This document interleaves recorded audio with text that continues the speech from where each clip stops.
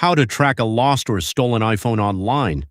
If you've lost your iPhone or think it may have been stolen, here's how you can try to locate it online. First, open a web browser on another phone, tablet, or computer.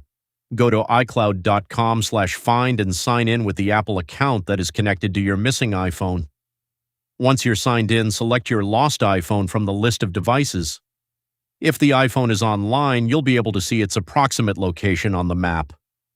If the location is available, you can select Play Sound to help you find it if it's nearby.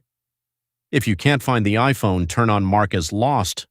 This locks your iPhone with your passcode and lets you display a phone number or message on the lock screen so someone can contact you.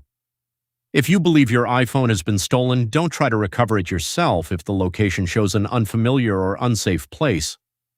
Contact your local authorities instead.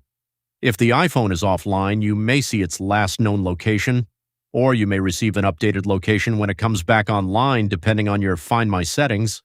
And that's it. That's how you can track and secure a lost or stolen iPhone online using Find My.